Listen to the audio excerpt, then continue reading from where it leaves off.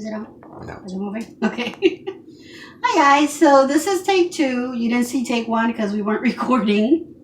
My name is Mari. I'm doing this blog. I'm starting to do a blog for a little Caribbean sazon for living in Dayton, Ohio.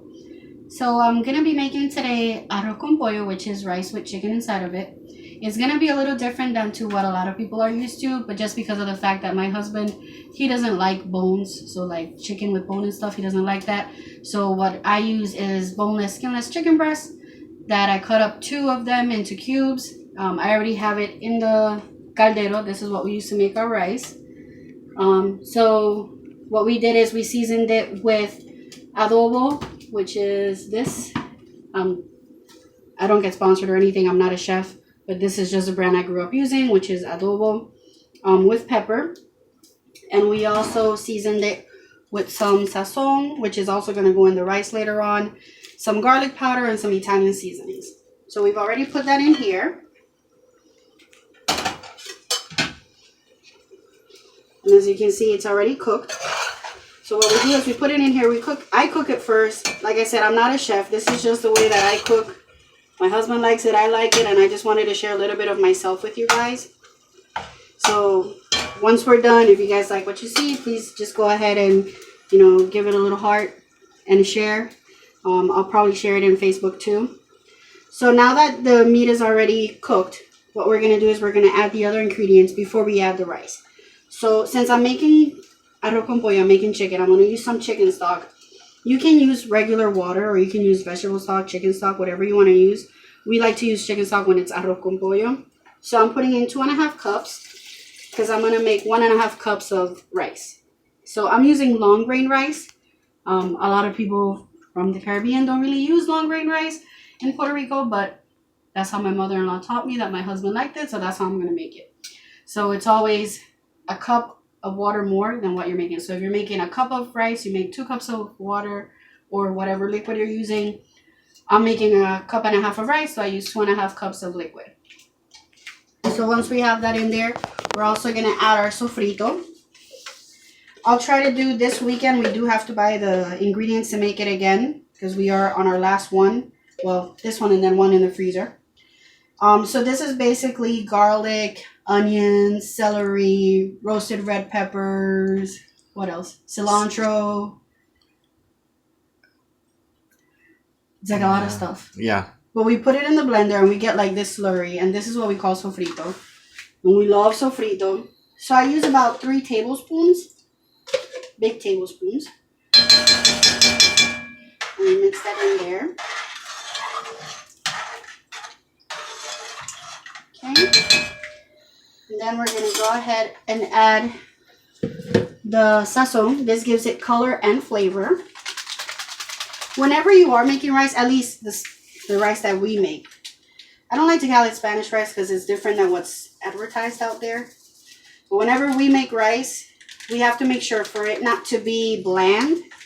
The liquid that you're using, the water, once you're making it, it has to be a little salty. So if it tastes perfect, it needs salt because that rice is going to soak everything up and then it'll be bland. So whenever you put in, since I'm using chicken stock, I probably won't use a lot of salt, but I am going to taste it to see in what taste it is. If it's a little like perfect, then I'll put in a little bit of salt. A little bit of salt to us is a little more than to you guys. But I did want to let you guys know, so I did put oil first in the caldero before I put in the chicken. So this is arroz con pollo, so it is take cumin. So we put some cumin in here. I don't know how many tablespoons or what. I'm not good with measurements. But I've always had my friends, ever since I moved here to Dayton, my friend, I'll give her props, Katie Smith, Heather Onion. Hi guys. So they've always asked me, Mari, how do you make your rice? How do you make your beans? So I've made little videos for them and I'm like, you know what? I should just put it on the web and see what happens. If you guys like it, again, give it little hearts. So now that I put this in here, I'm going to go ahead and taste it.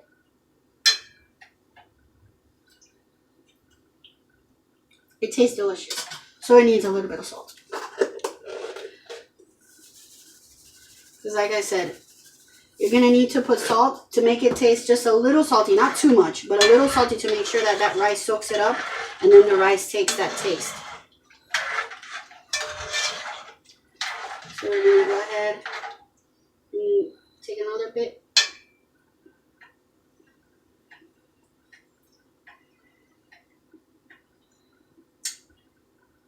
Oh yeah, now it's good. Okay.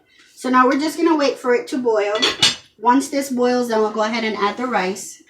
Some people wash their rice, some people don't wash their rice. That's up to you. I'm gonna go ahead and put the rice, and then once the rice is dry, we're gonna move it, cover it for 50 minutes, move it again, cover it for 50 minutes, and it'll be done. So we'll come back when the rice is dry to move it and put it.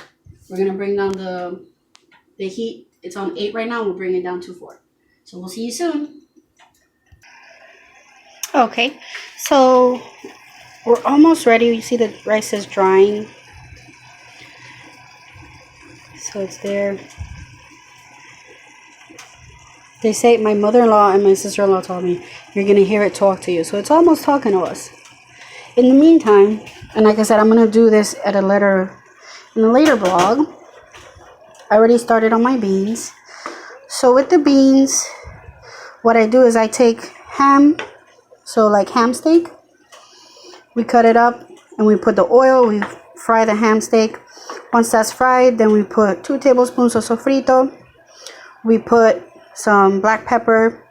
We put the adobo that I showed you guys before. We put some olives. We put some tomato sauce. And that's basically it. We take a potato. So this is potato, because a lot of people ask me once they see it, because once it gets cooked, then the potato turns like a different color too.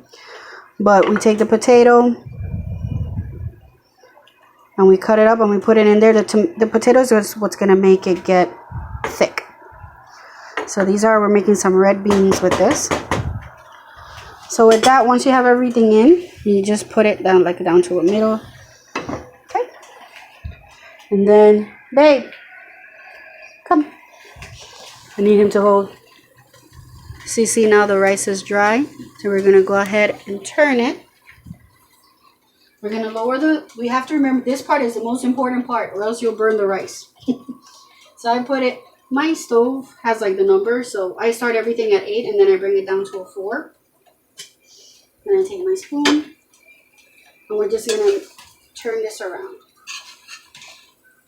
Okay. So turn around. See, this is just 1.5 cups of rice. A little more. I did put in a little more because the chicken did throw some of its juice, so it had a little more water than expected. So that's a little more liquid. So once you do that, I make sure that I make some little holes here so that I make sure that it ventilates correctly. Once you do that, you do it there, cover it up. Again, make sure that you have it there in that number 4 setting because you don't want to burn it. And that's it. Then you wait 15 minutes.